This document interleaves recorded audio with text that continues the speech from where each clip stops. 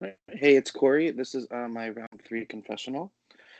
This round has been actually easy for once since I don't have to go to elimination, which is nice. It was a close challenge. I did sit out, so I'm just kind of glad that the team was able to pull it off. I think Amanda picked a good group of people, and I'm glad I don't have to vote one of them out. Right now is kind of a predicament because I'm a final two with Isaiah, and I'm also really close with Steve. And we have we're both non-binary, so we have that connection as well. But Isaiah and Steve are at each other's throats, more so Isaiah attacking Steve, I suppose. And I knew Isaiah was going to go after Kira eventually because they have bad blood from perception. And I guess that's around this is happening. So I'm kind of just sitting in the middle of that, and I'm wondering when I'm going to actually have to pick between the two of them. Um, I don't really want to have to do that this early. I didn't think that was going to happen already, but I guess when I stretch myself a little thin with allies because I have um, a few different groups and a few different connections with people.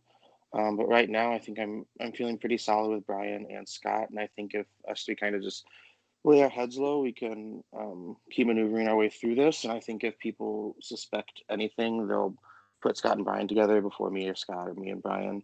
So I think I put myself in a decent position socially. I'm still just kind of trying to play under the radar, middle of the road. I don't want to make too many waves because there's still 17 people left. And if people want to make some of themselves targets and start drama in the main chat, then they can go ahead and do that. And um, buys me another week. So, the last thing that you said, you mentioned starting drama in the main chat. Were you on call for that, or were you able to look at that video at all? I was not on call for it because I was at work, unfortunately, but I did watch part of it. And then last night I called with Riley and Isaiah, and we like watched it, listened to it. It was entertaining. I mean, I love drama when it doesn't involve me, so I thought it was very entertaining. So, from what you saw of the video, what was your perception on the people that were involved?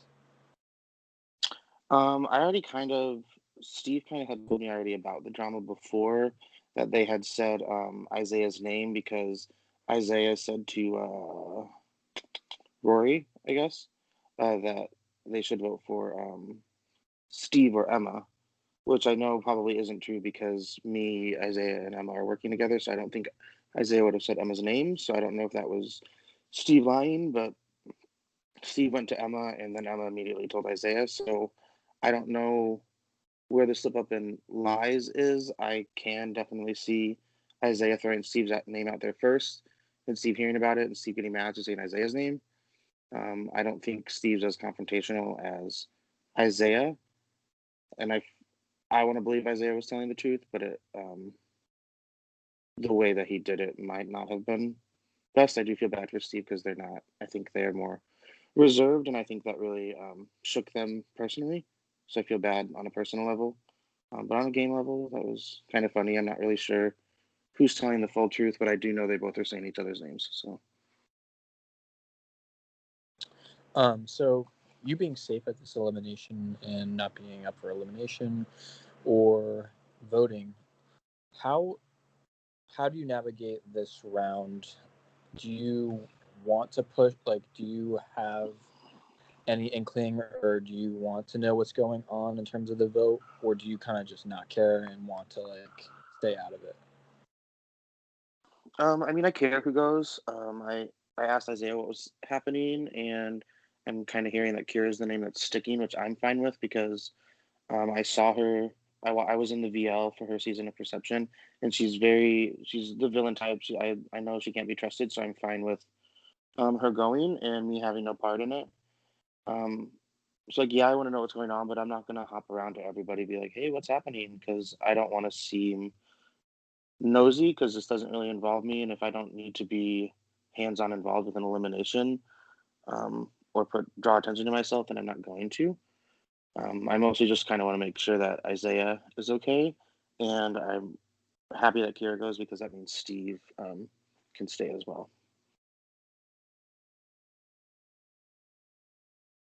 Sorry, was somebody called. Um, you mentioned the group of you, Scott, and Brian. Um, would you say that those two are your main allies moving forward in the game, or do you have like do you have people that you would rank ahead of them in terms of allies?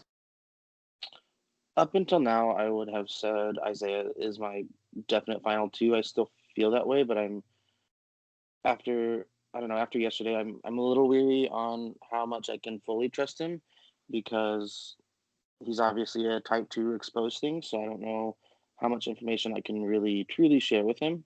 And I think he's in a lot of other people's pockets, and I'm kind of noticing that. I do think he does trust me a lot, but I don't know if I'm his number one, so I think it would be dumb for him to be my number one.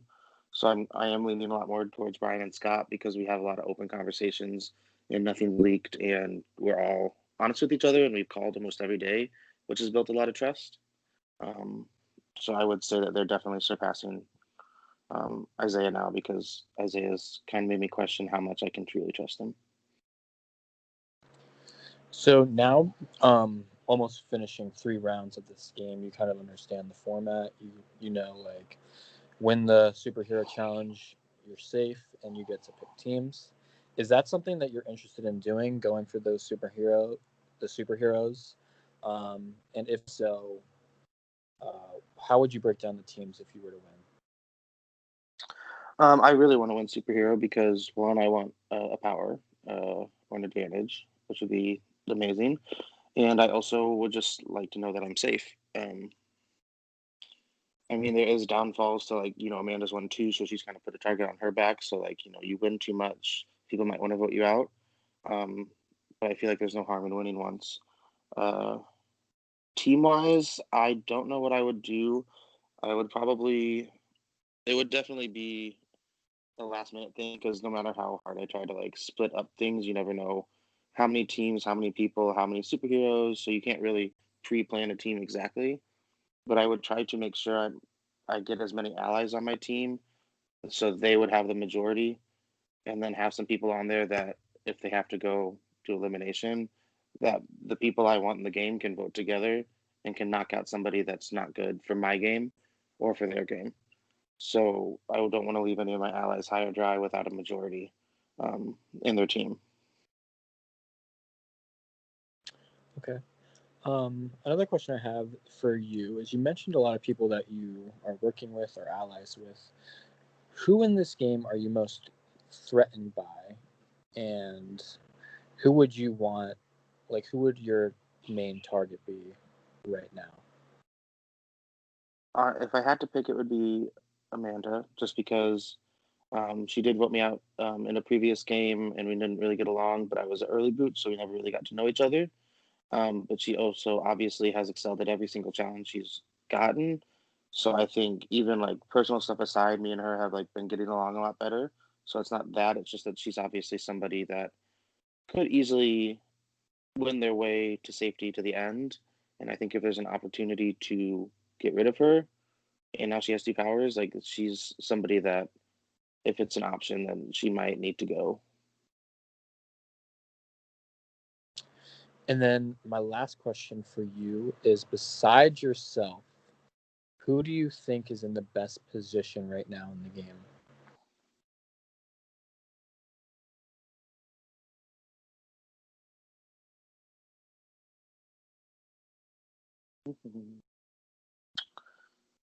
Probably,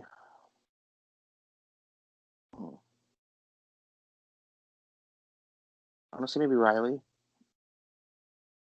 I feel like Riley's playing a good social game as well, and has shown that he can win challenges. And I don't know. I feel like he's kind of playing similarly to me, but I don't know how well connected he is. But I don't think he's not on anyone's mind as like a huge threat or as somebody that people want gone.